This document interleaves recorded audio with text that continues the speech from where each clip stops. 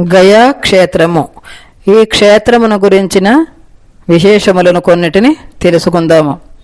పూర్వకాలములో గయాసురుడు అను పేరుగల ఒక రాక్షసుడు నారాయణుని కోసం ఉగ్రమైన తపస్సు చేసి ఆయన నుంచి తనను దర్శించిన వారు ఎవరైనను మోక్షము పొందవలెను అని వరమును పొందెను.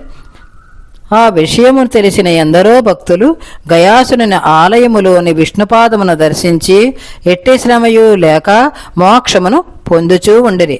పాపము చేసిన వారు విష్ణుదేవుని నుంచి తేలికగా మోక్షమును కూడా పొందుచూ ఉండిరి.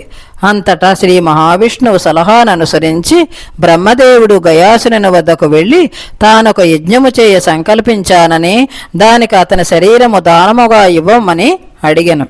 గయుడు వెంటనే అంగీకరించి తన శరీరమును బ్రహ్మదేవునికి ఇచ్చెను. ధర్ముడు అతని తలపై శిలాఫలకము పెట్టగా బ్రహ్మదేవుడు దానిపై యజ్ఞము మొదలుపెట్టెను. కానీ ఆ శిల కదులుచునే ఉండటముతో దేవతలందరూ కూడా వారి పాదములను ఆ శిలపై ఉంచారు. అయినా అది కదలటము మానలేదు. అంతట నారాయణుడు తన పాదపద్మములను గయనుపై పెట్టగా గయను శిరస్సు నిశ్చలముగా ఉన్నది. ఇది శ్వేతవరాహ కల్పములో జరిగిన కథ.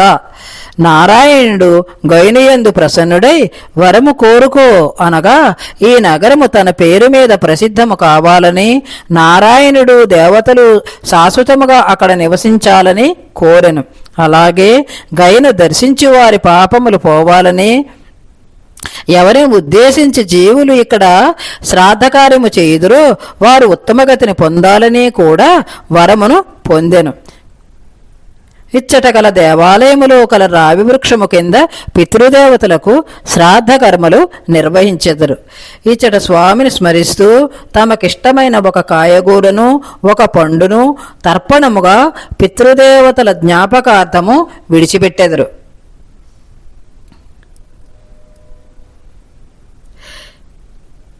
అలా విడిచిన తర్వాత ఆ కాయగూరను పండును వారు ఆహారముగా తీసుకొనకూడదు. ఈ గయాక్షేత్రము కాశీనగరము నుండి 320 కిలోమీటర్ల దూరములో కలదు.